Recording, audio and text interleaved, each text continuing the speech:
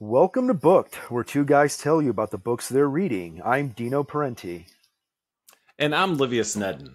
Now, our listeners are very, very astute. That's the one thing that I can say because we get called out on shit all the time. And before anybody gets a chance to call us out, that is not Robb Olson that you're hearing, which is a little no. weird, right? No. Yeah. I know it's weird for me. Is it weird for you right now? It is like I feared. I almost said his name when I introduced the introduction instead of my own. Listen, we're not at the point in our relationship where I ask you to pretend that you're Robb. That's when it starts getting really, really weird. So, although after this dereliction of duty on his part, you might be looking in that direction. Yeah, we might have to talk about that after this review. The gentleman who you're hearing is none other than Dino Parenti, who has a bio, which is so cool because I thought if someone said they would do this and they didn't have a bio, I'd have to make one up, and it would be like, so-and-so is a friend of mine from Facebook. And right, that's all I know. Some but rando. No, you have a legit bio. Yeah, and here it is. Dino Parenti is a writer of dark literary and speculative fiction. He is the winner of the first annual Lascaux. Am I saying that right? Lascaux? Lascaux, I believe, is correct, yes. Sure. Lascaux Review Flash Fiction Contest and is featured in the Anthony Award-winning anthology Blood on the Bayou. His short fiction collection Dead Reckoning and Other Stories was released in October of 2018. His work can be found in Pantheon Magazine, Menacing Hedge, Pithead Chapel, as well as other anthologies. When not purging his soul into a laptop thanks to a far too early exposure to Stephen King, Scorsese movies, and Camus, he can be found photographing the odd junk pile, building furniture, or earning a few bucks as a CAD drafter. He lives in Los Angeles. Dino, thank you so much for doing this. You are welcome. I'm a big fan of you guys, and it is my honor. I stepping up and taking one for the team.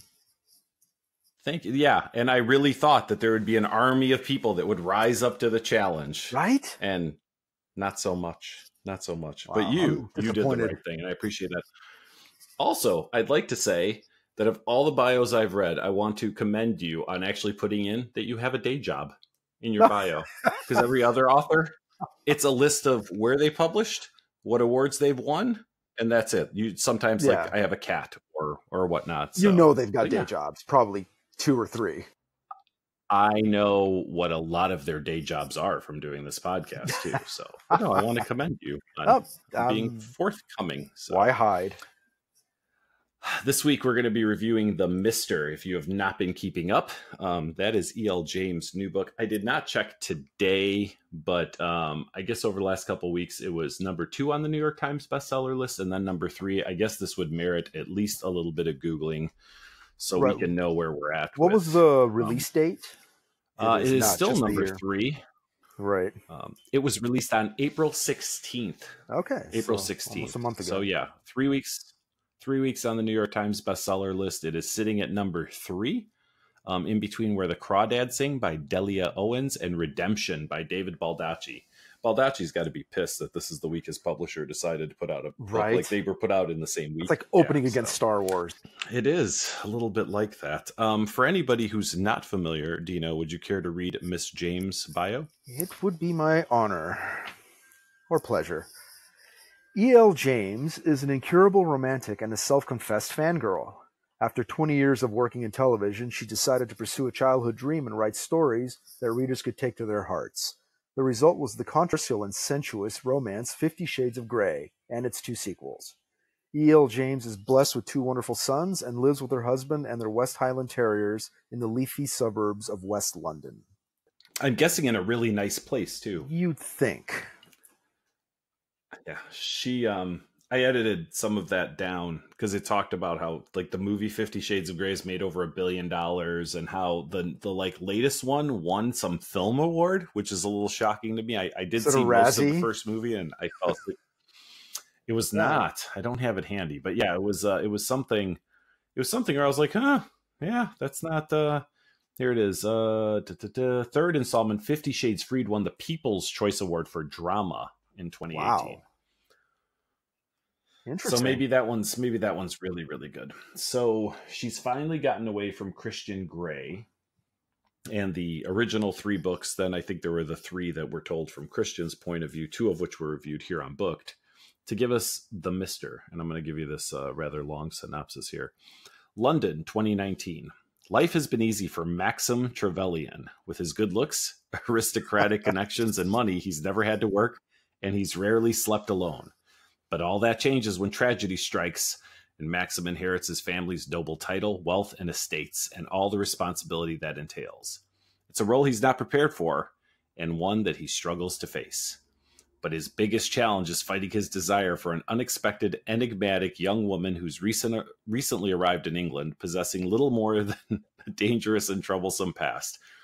Reticent, beautiful, and musically gifted, she's an alluring mystery, and Maxim's longing for her deepens into a passion that he's never experienced and dares not name.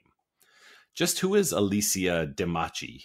Can Maxim protect her from the malevolence that threatens her? And what will she do when she learns that he's been hiding secrets of his own?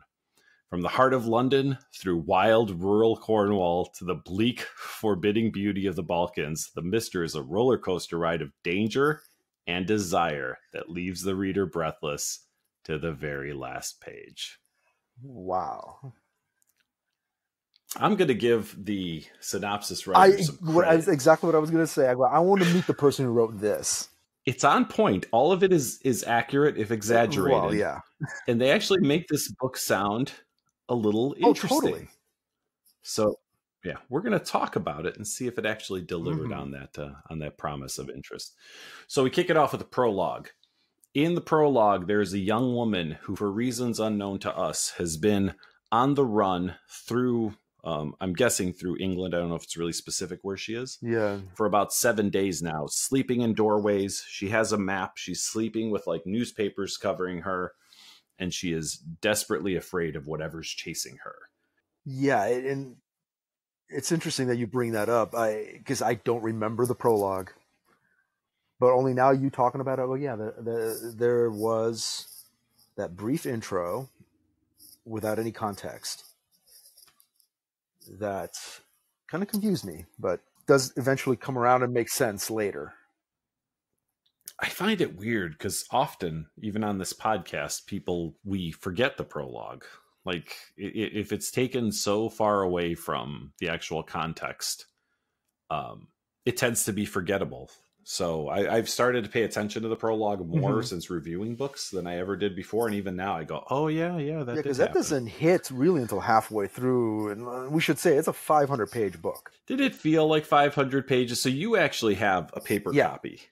Like, how legit are those pages? They are legit. They're not huge typeface and 3, spaces between. It is a legit, literally 494 pages, and then some acknowledgments. Yeah, I read the Kindle version, and I can tell you, the reason I say that is I know, like, kind of my average reading speed, and based on 500 pages, I was allocating a certain amount of time, and the book went much quicker than the time I allocated for it. So if I had to, put out a guess pages based on my reading experience, I probably would have put it about 375, maybe. That's why I wanted to ask about the actual. Yeah, it didn't. You want to put out a big fat book so people drop $20 on it, but sometimes that big fat book is not anything but a 250-page book in disguise. In terms of content, it didn't feel like a 500-page book.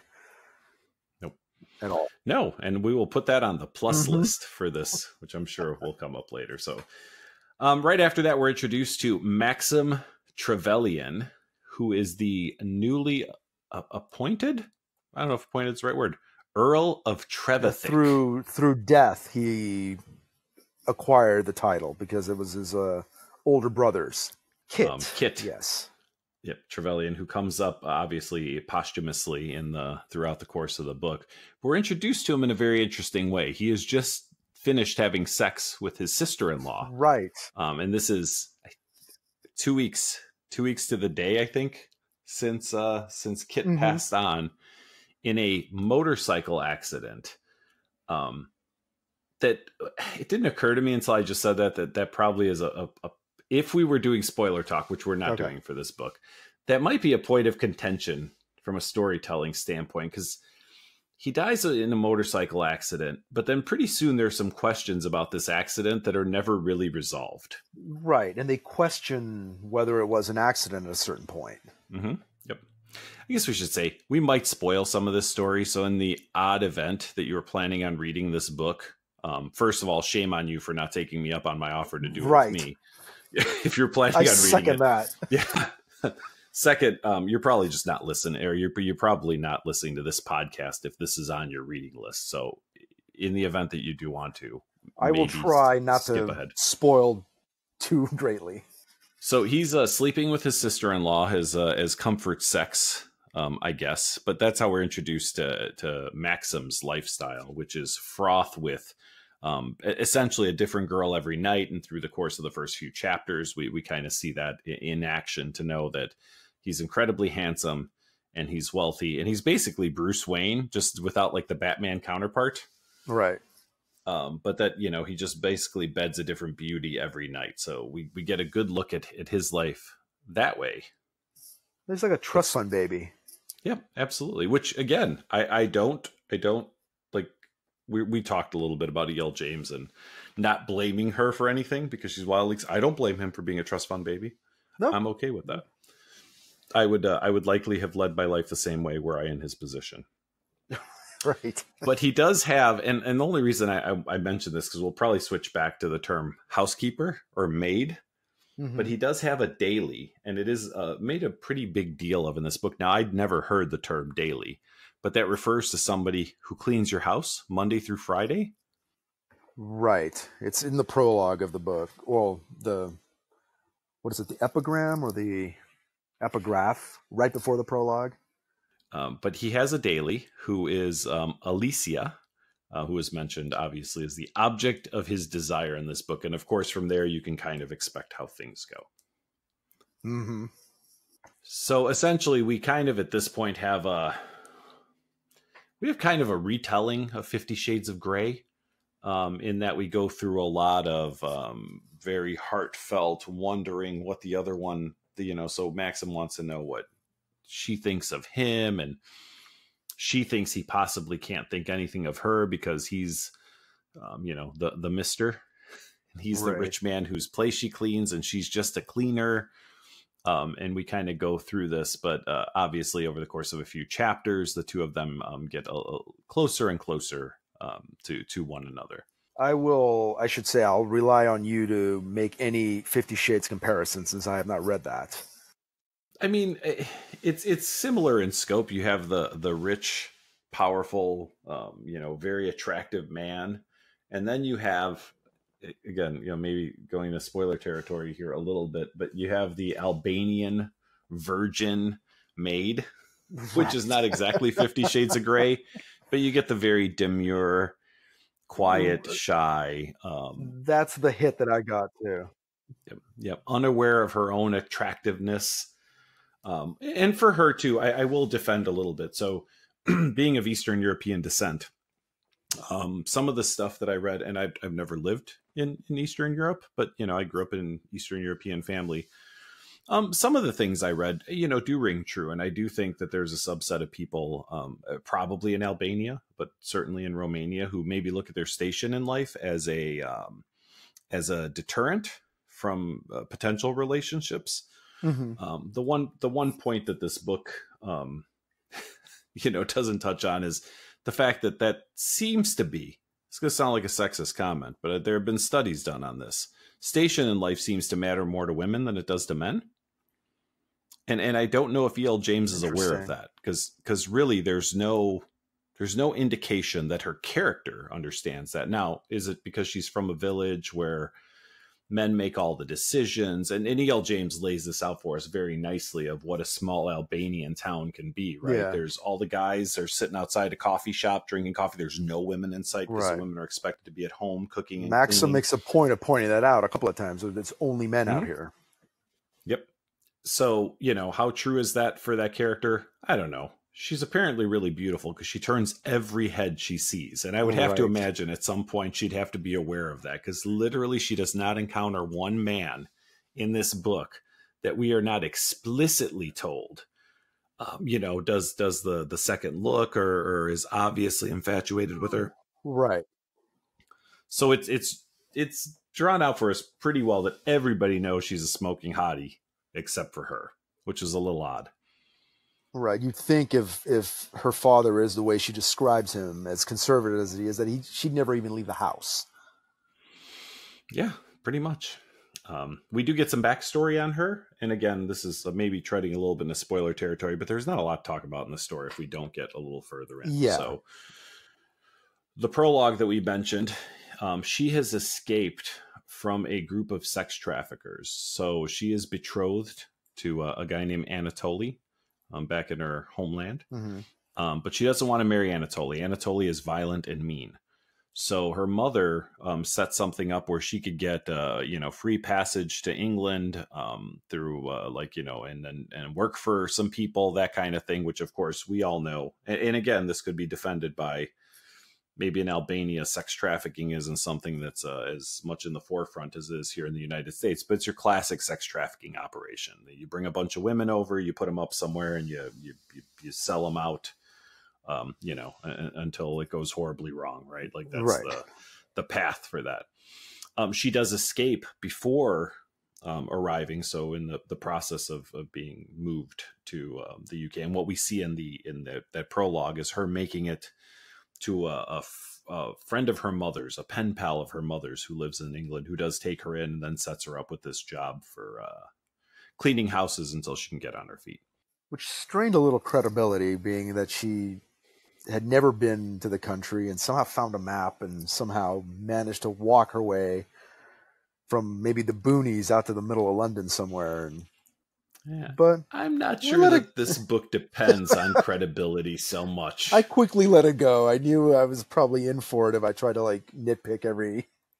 I want to give you an example. Yeah, and I'm not going to spoil anything, but I found myself in a discussion. Do you watch Game of Thrones? Yes.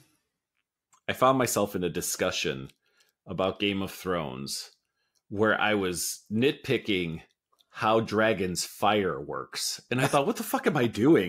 Like, am I really arguing the legitimacy of a dragon breathing fire? I think I just have to suspend my disbelief in watching Game of Thrones and not get...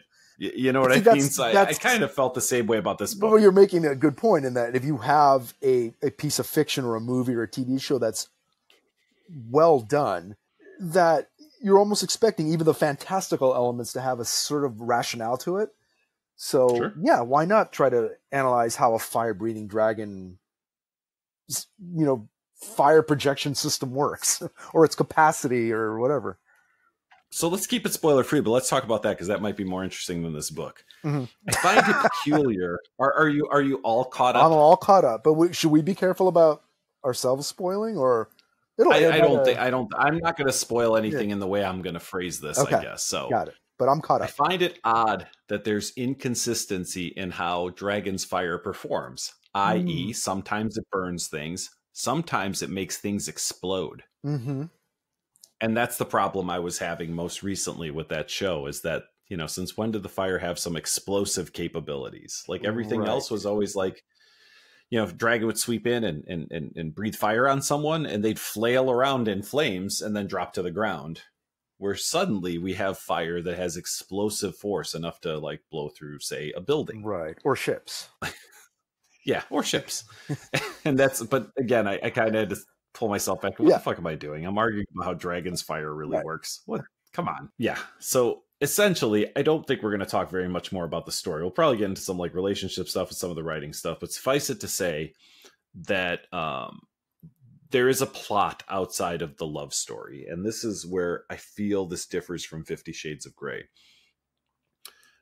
I've already set up that the male protagonist, female protagonist have a very similar relationship, although less bondagey than 50 Shades. But this one actually has a plot outside of that. And I want to credit E.L. James for adding the plot.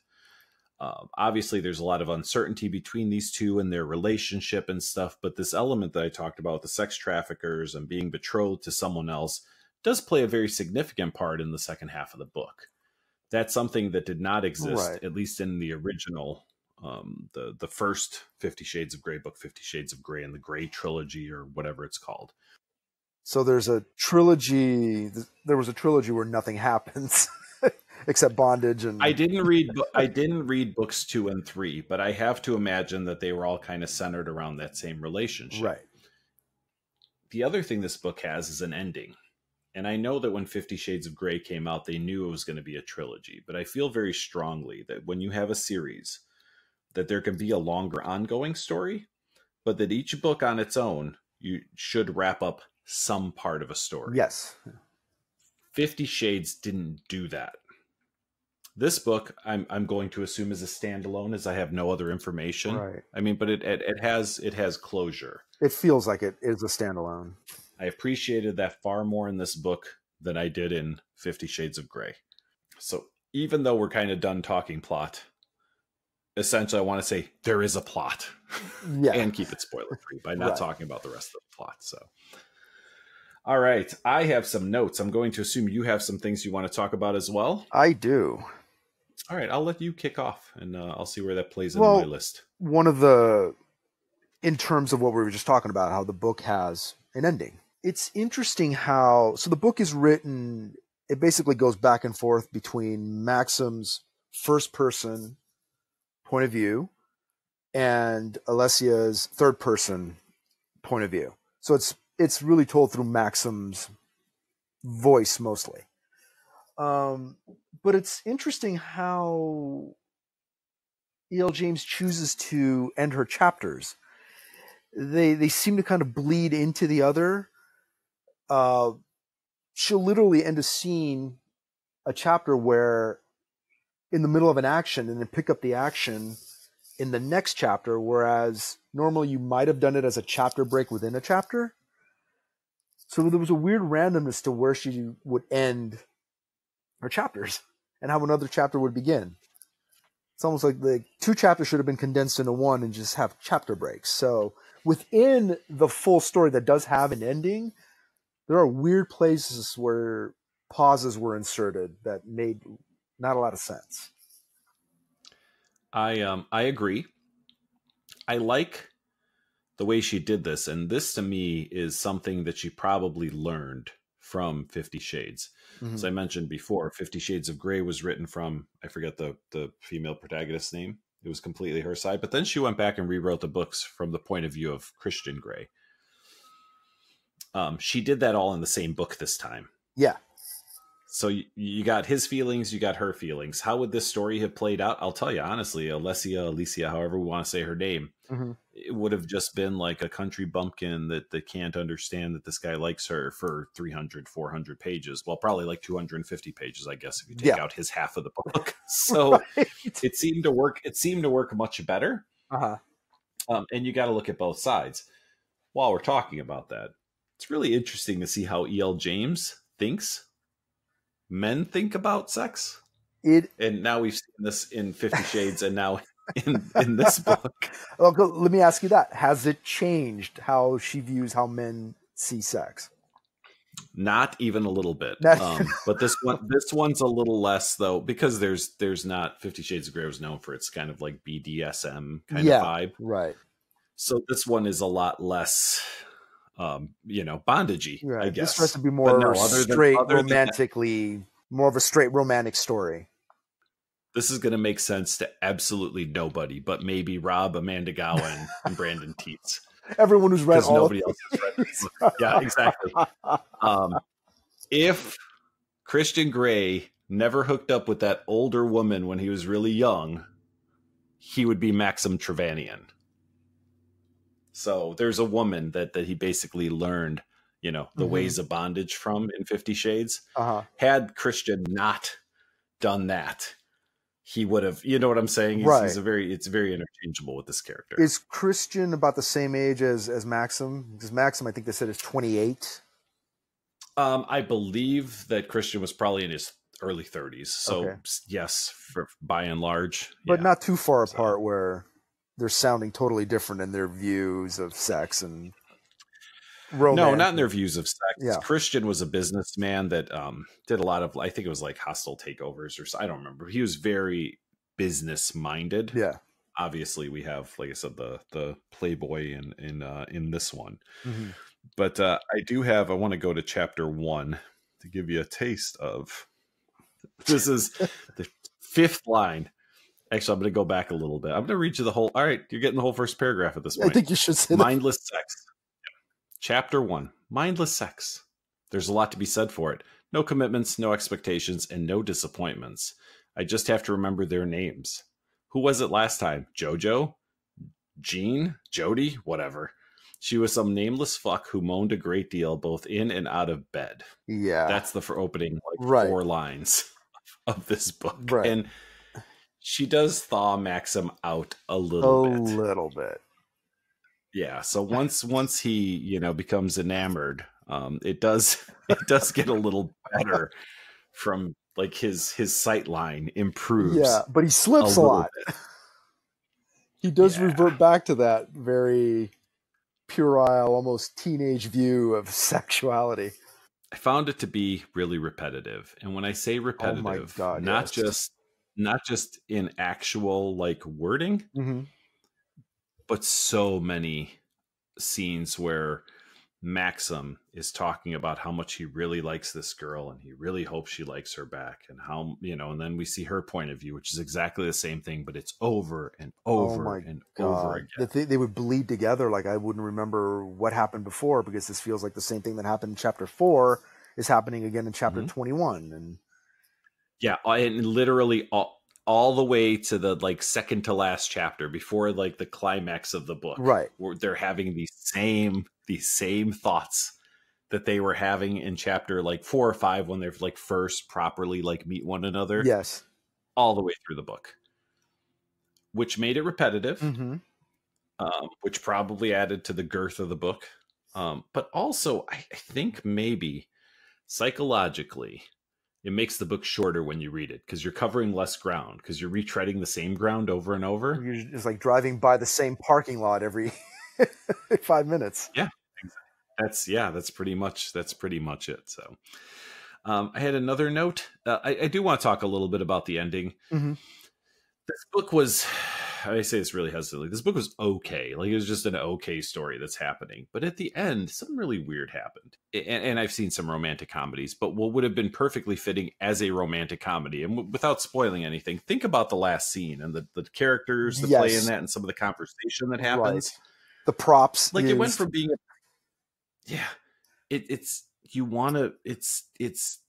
you have an ending, you have a climax, you've got everything is kind of coming together and it's doing it nicely, but it does that in the sitcom kind of way that I just had trouble reconciling. It ends in a one-liner.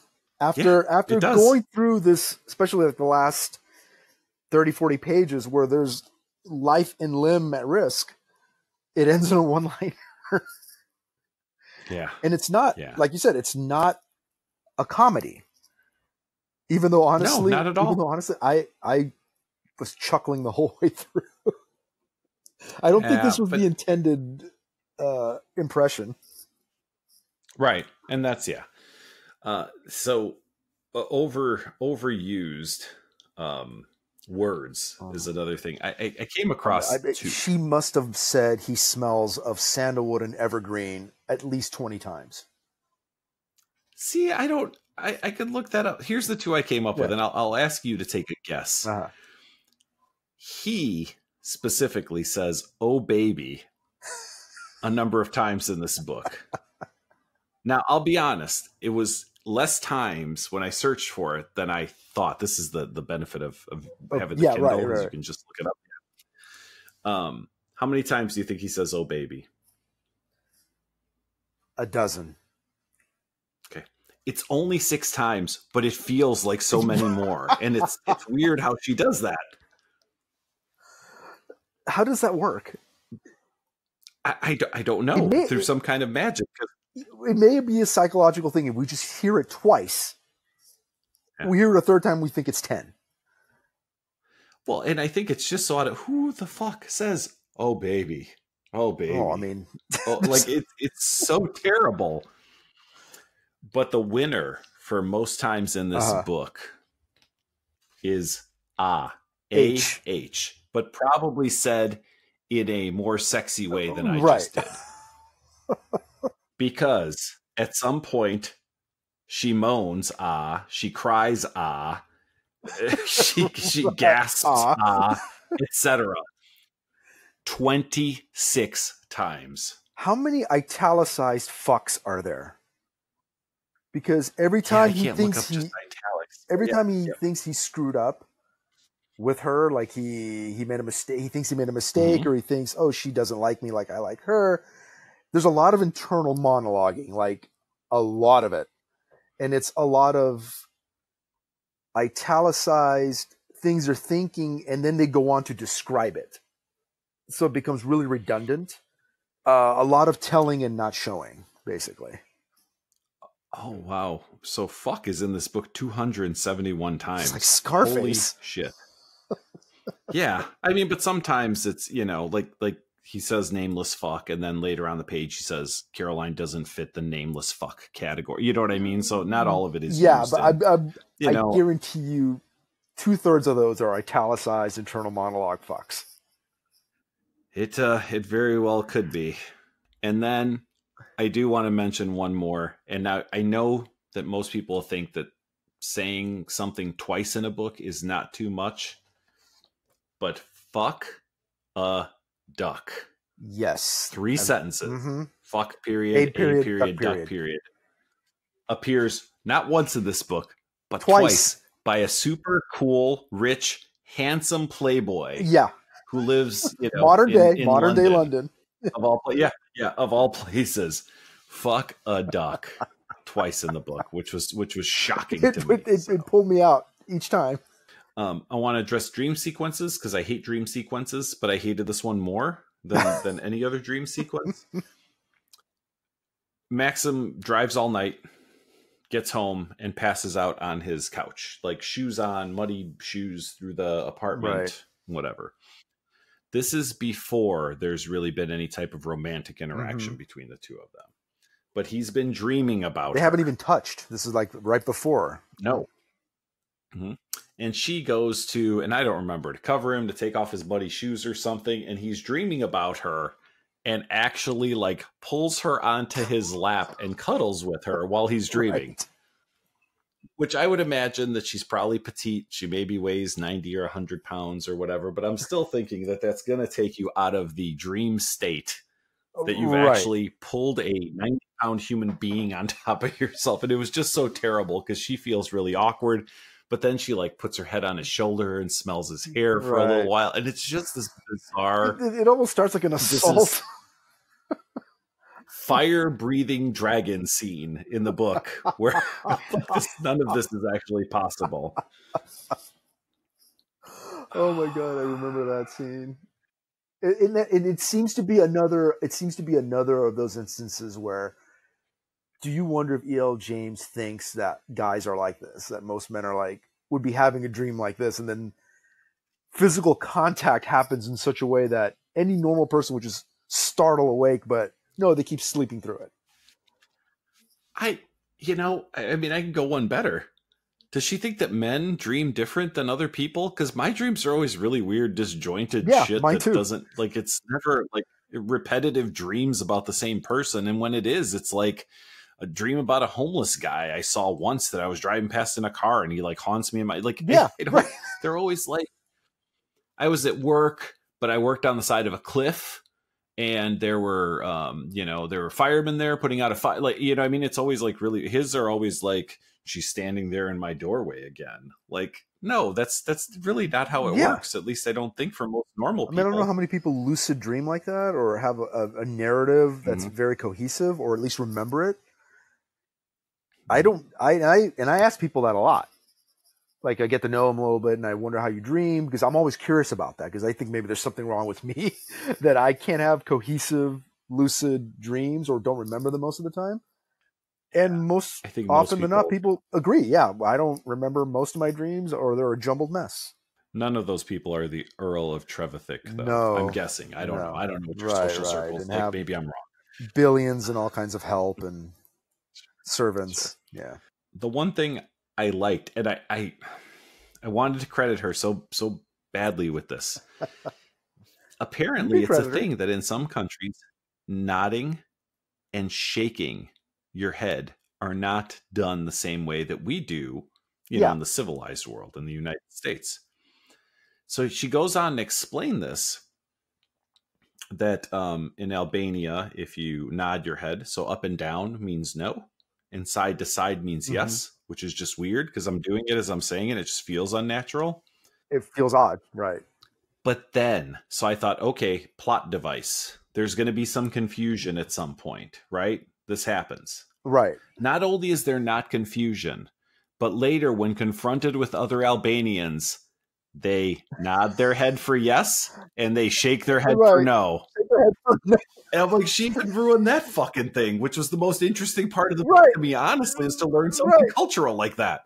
She tried to pull the trick on people from her own country who would have caught it. Yeah.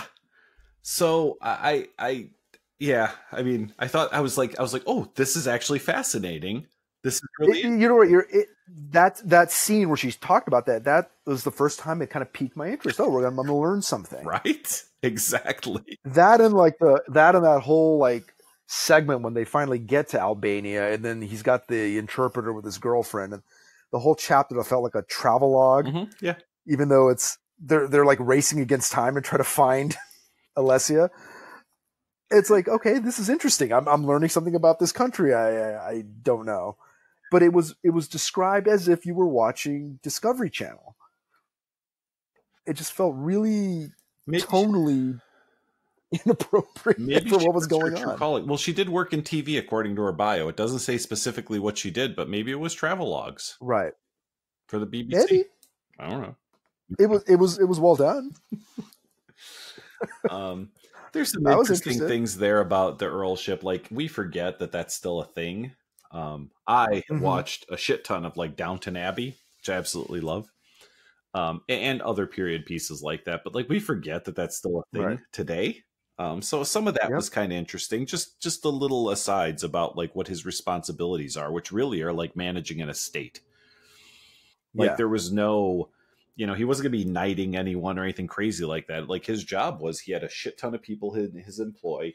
He had people who were tenants. A bunch of properties he had to tend to. Farmers and stuff that he owns the farms and other people farm the land and stuff. So some of that was interesting. And I appreciate it. Should we mention, this is kind of spoilery, but not maybe, is the fact that she doesn't know that he's nobility. We absolutely can mention that. It was a little hinted at, like in the synopsis. Yeah, he manages to keep this from her, which really shouldn't be that difficult in the modern day, because he like lives in a very nice, but in an apartment. Like she doesn't meet him on his estate. So there's some, but it also takes her. She seems like she's a bright enough girl. It takes her a little too long to figure out that like he makes a phone call and some like nice like 60-year-old lady shows up with like clothes and food and stuff. Like this is not a normal thing that happens, and people like calling him my lord, and she doesn't bat an eye. Right. And she keeps thinking that he's rich by being a composer and a DJ. Yeah. Well, so he's a photographer, a music composer, a DJ, and sometimes fashion model. We really should have led all. I think we should start over because I think it is all trust fund baby tropes. And then the fact that we didn't talk about this. She has that. I want to say disease, but it's probably not a disease, where she sees music as colors, which allows her to have essentially like a photographic musical memory. Right, which I wanted them to get more into, and it was very it never. Nope.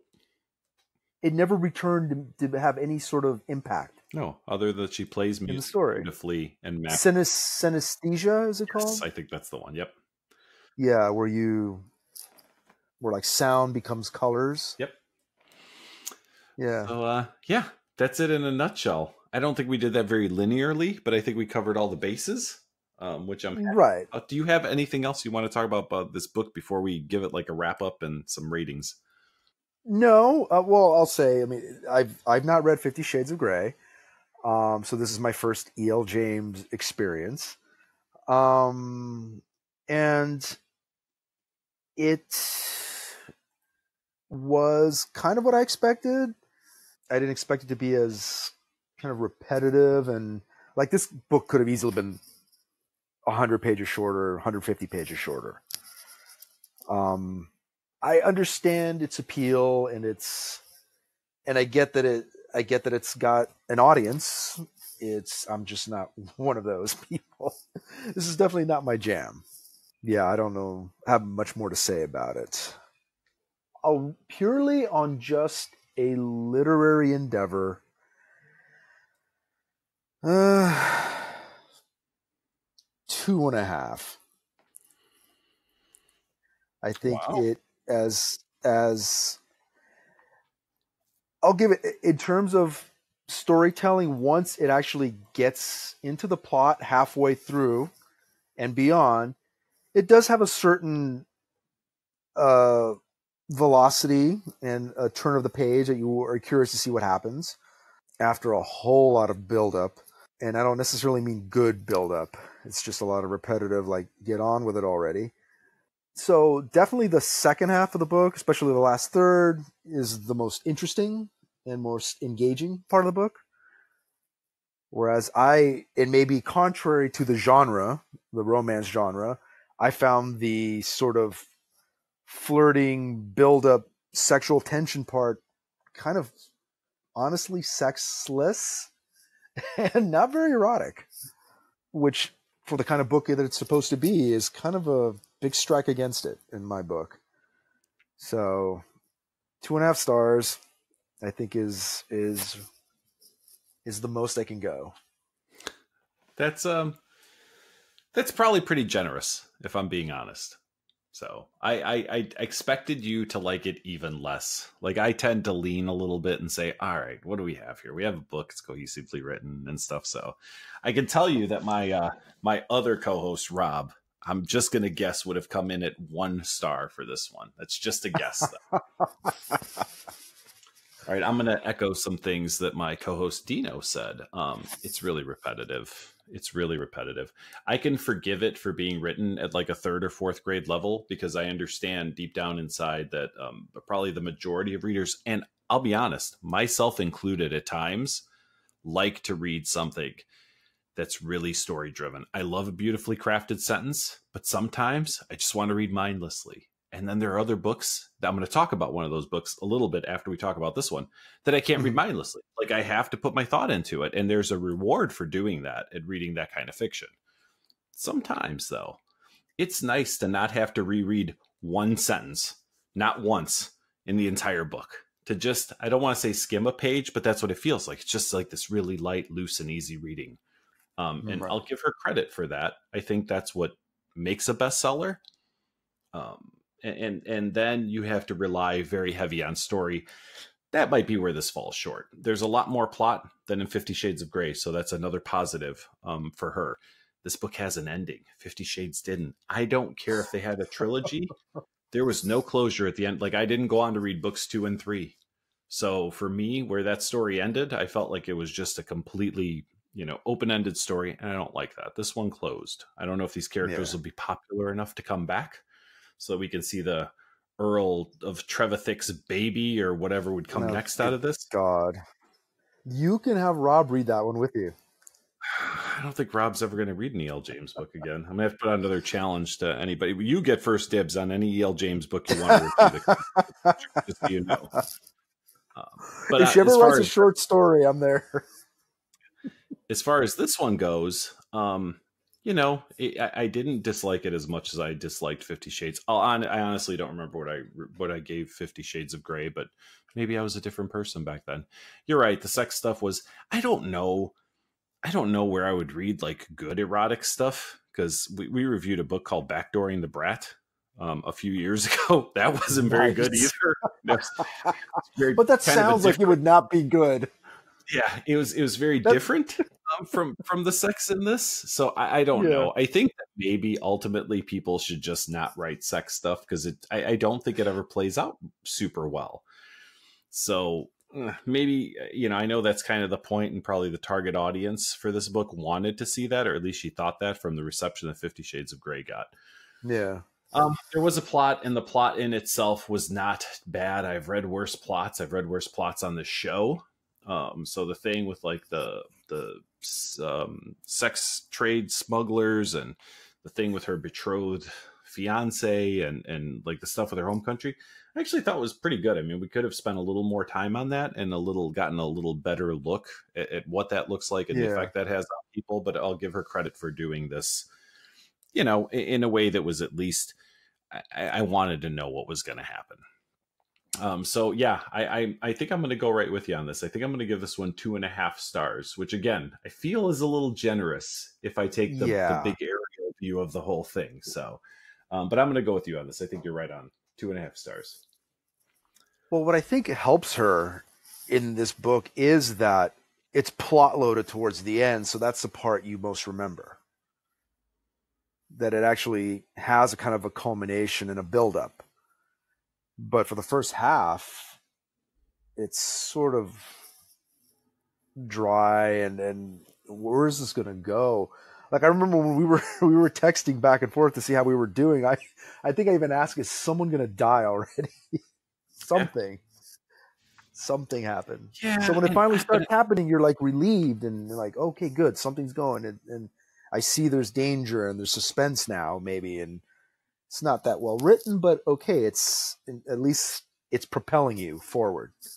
I don't know how many books in this, and I'll say genre, and I don't know what genre this is, but the we'll call it the bored housewife, suburban in the housewife back genre. It says erotic romance. Okay. I can't imagine there's a ton of plot in any of those.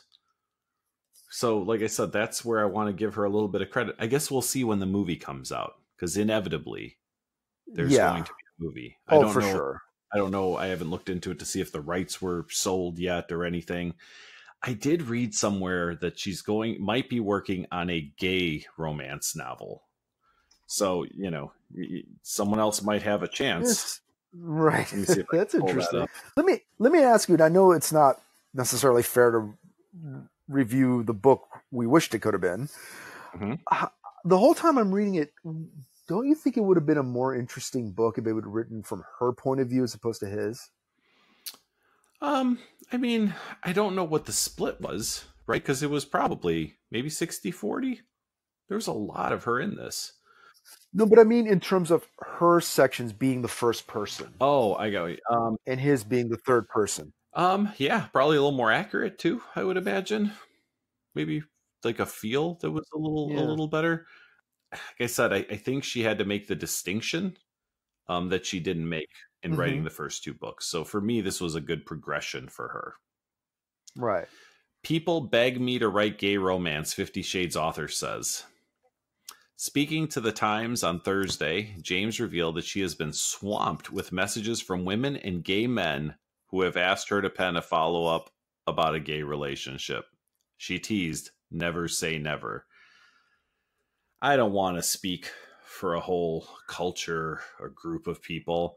I don't believe that gay men are asking her to fucking do anything. I'm just going to go on record.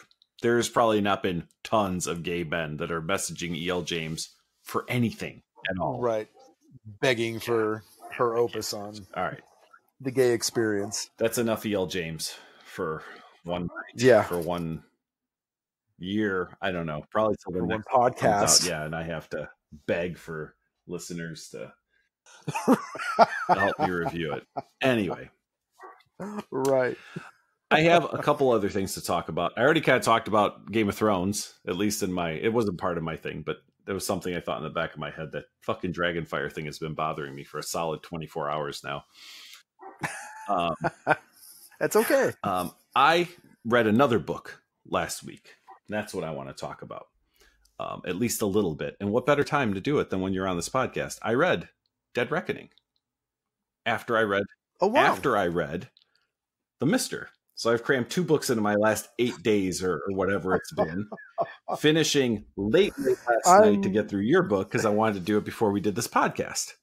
Well, I appreciate it, and also I'm scared now because I'm hoping you find it better than The Mister. Here's what I'm going to say. Already, if you rewind in your head, and I know it's tough to think back to what we talked about. What did I just say? Sometimes you read a book, it's super easy to read. And sometimes you read a book that's a little bit of work. And I can tell there are, it's 16 short stories. Do you know off the top of your head? 15, 17? I think it's 16. I think it's 16. Yeah. Short stories but I can tell Yeah. the level of work that went into this. And I'm not saying I don't know you well enough to say that, you know, you had to put a lot of work in these stories. Maybe they just flowed right from your pen or your keyboard or whatever. But there were super well No. crafted sentences throughout and paragraphs that were, and it was such a stark contrast. And I don't know if I would have realized how stark a contrast it was had I have read, I don't know, 75% of what we read for the podcast before. But after reading E.L. James, I was struck at how much care appeared to have gone into the book. Well, thank you. I appreciate that. Yeah, no, nothing really flowed out. I mean, the ideas do, but the actual crafting, writing, then, you know, I build up a lot of scaffolding, and hopefully the story and the emotion's not lost. Not at all. But, And I'm not, and I don't want you to take this as a criticism. It is just a very stark reminder of two very different styles. I think that, and your stories are interesting, and I'm going to ask some questions, and I don't know how you're going to answer them. So I don't know how much this is going to make it into the podcast. So your stories are set in this book in a linear time frame, right? So we start in the 70s, and then we move into the 80s. right. Eventually we move into the future. Like, I can't, how do I say this? I can't imagine that was your plan as you were writing these, because I'm sure these were written as individual stories, although there's crossover in a few of them. Like, how did you come up with the idea to lay them out this way, I guess is the question I have. Well, it did not start that way. I probably had 10 of them written. And I had probably another dozen that didn't make it in, that were kind of vying for the position, because it was a little slim at first. And I was trying to kind of figure out, and it was my own self-imposed thing. I kind of wanted to have a thematic collection. And so I tried to figure out, well, what's kind of the through line to any of these. And I realized that in the 10 that I picked out, there was a kind of commonality to several of them. Had a certain commonality in genre, maybe. Some were kind of more crime, kind of darker noir. Some were more body horror, kind of. Some were clearly science fiction or speculative sci-fi. And I ended up thinking, and I had some ideas for a couple other stories that were sort of either half written or not yet written, but kind of just quickly like jotted down as an idea. And it just sort of occurred to me like, oh, these can actually fill in and feel like they're sort of part of a accrual of human history that can kind of tie together with, because some characters sort of tangentially touch, or relationships of other characters tangentially touch. Mm-hmm. I sort of looked at it, and I was reading a lot of like many worlds theory stuff. And I thought it'd be interesting to think of it as this is one branch of a timeline that could have happened in Earth's history. Because I write kind of like from the decade I was born, and then take it off. The last story goes several thousand years into the future. And I think maybe subconsciously at the time, but down the end when I was finally finishing, I thought of the sort of branching timelines. And if one person did this and walked left instead of right, that entire history changes for them in a different way. So I think a lot of that just kind of osmosisly got into me, and thus it became a kind of loosely connected series of stories. And that makes any sense. It was a nice touch. And I will say that in the latter stories, and I may have missed it in the earlier stories, but the kind of, like you said, tangential characters, I was like, oh, that's kind of nice. And it's possible I missed it early on. I caught it a lot late in the book, in the final maybe 3 or 4 stories. Not so much in the beginning. But I really thought that it was a good way to take unrelated, we'll call them unrelated stories for all intents and purposes, kind of give them a relation by placing them in decades. Dude, there's some really dark shit in this. Yeah. And I don't know if it's my old age, right? Like, Robb accuses me of being very callous to things. So I don't know. I mean, I'm going to credit you for doing a good job to getting me to cringe in a few parts where I'm like, Jesus Christ, man. Like, ugh. Excellent. So, I'm glad I don't for know if I'm saying this right. Muir Woods, Muir Woods, was one of those stories Yes, for Muir sure. Woods. Yeah. Yeah. Oh, Completely, cool. Awesome. completely fucked up shit that I was like, ugh, what am I fucking reading? But like in a good way. You know what I mean? Not, I don't want it to sound like No. That particular story, and I can't remember, there's one other maybe, where that one has been a divider for people. They either really love it or they just say, oh, this story made me feel gross, and yeah, they didn't like it. I really liked it and it made me feel really gross. So I will create a third category for you in that. Yay. I'll take it. Shit in there to stick with me for a while. And then there was Mojito. There was some stuff in Mojito. Uh-huh. There was a lot more I don't want to say legit, like real world, you know what I mean? But like there was some emotion in that and some things that people are going through that also kind of gave me the similar kind of like ugh kind of feeling. But yeah, I think there was some really good and some really gritty stuff in there and really well written. I think those are in the same segment of I think they're in the same decade, maybe. Yep. They sound like they would be. Yeah.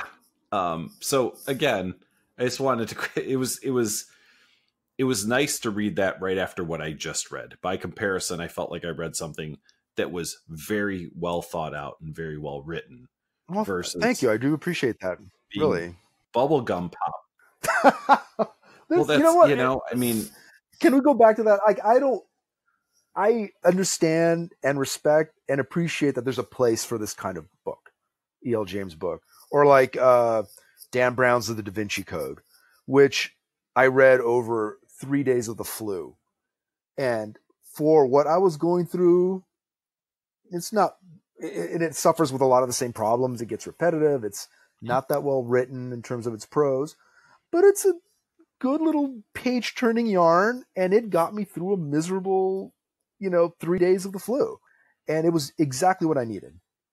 So there's a place for books like this, and I applaud that they exist. And it's not necessarily the sort of thing I generally want to read and invest the time in, but I'm glad that they're around. I stopped in Barnes and Noble earlier tonight, oddly not to look at books. I was looking at notebooks, but I stopped in and I stopped at we're looking for a book to review. Right. So I'll stop at the new releases, and I'm looking at the new releases. And of course the Mister is sitting there. And then there's something else that looks a lot like the Mister sitting next to it. And then David Baldacci's book, right? Because it's all like the new, like hot books. And I looked at that table and I thought to myself, like, we need to be more thankful for those books, because without those books, we wouldn't have bookstores that were easily accessible.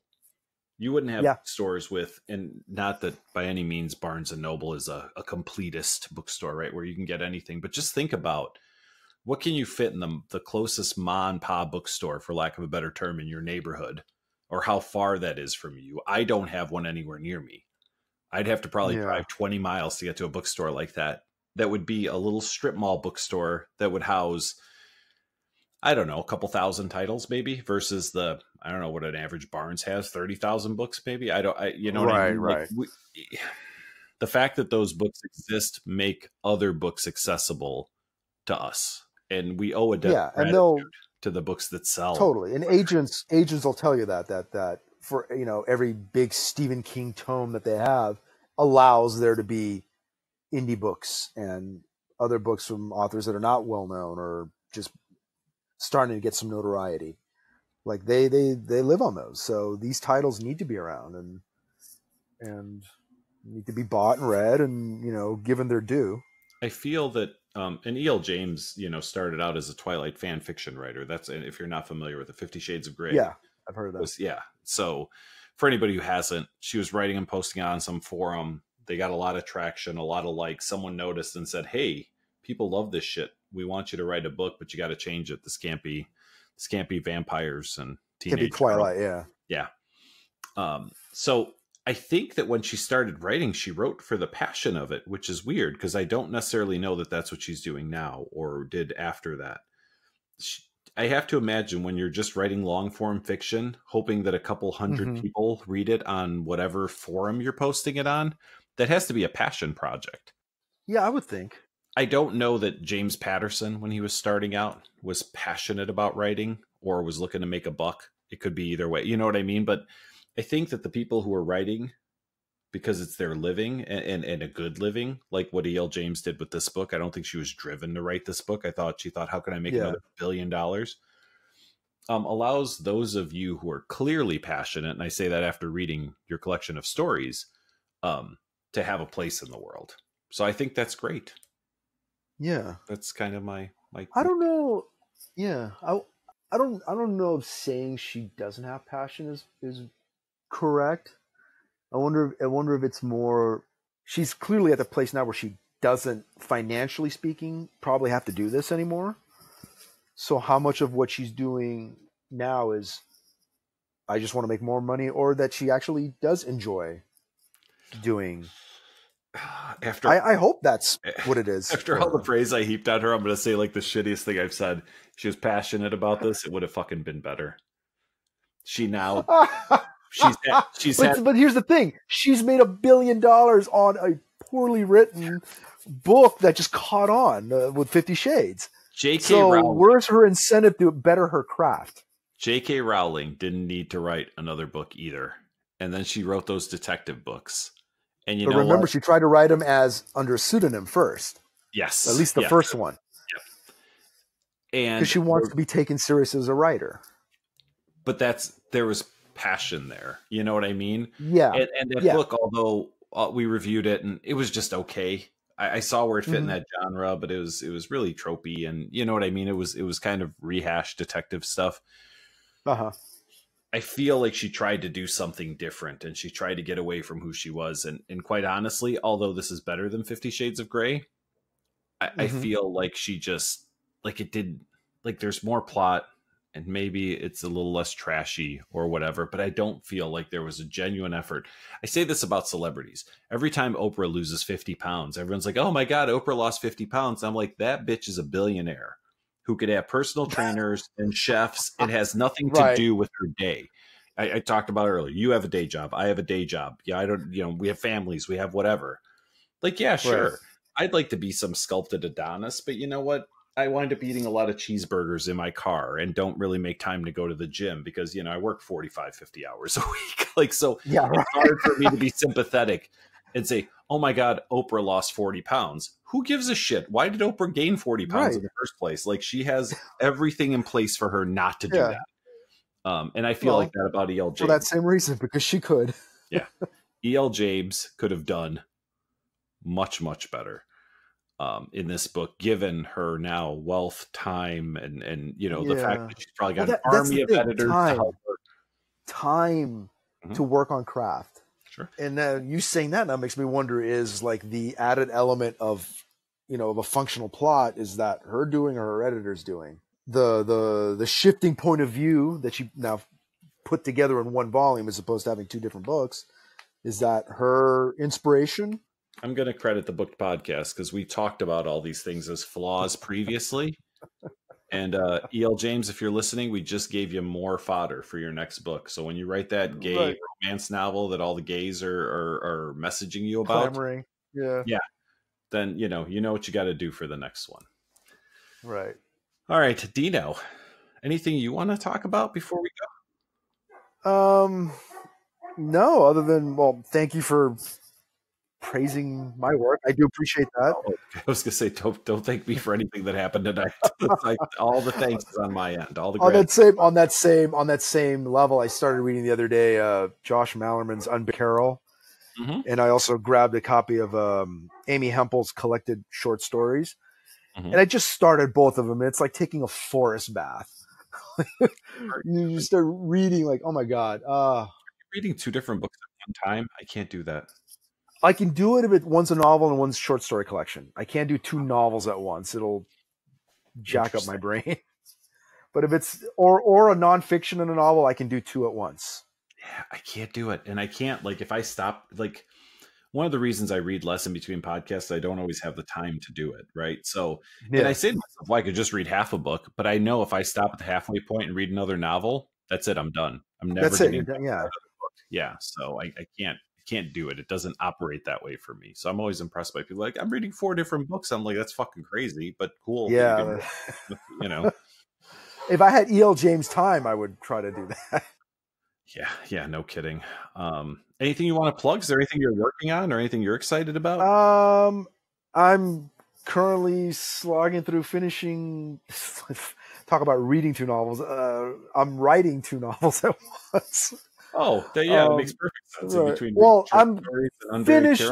I'm too. finished with one, and sort of doing the final little tweak edits while kind of in the middle of writing the first draft of a second one. So I'm hoping by the end of the year I'll have both done, and I can start the dreaded agent search. If you had to pick, now I'm gonna put you on the spot. If you had to pick one of the stories in your collection that is closest to the book that you are done writing, which one would you pick?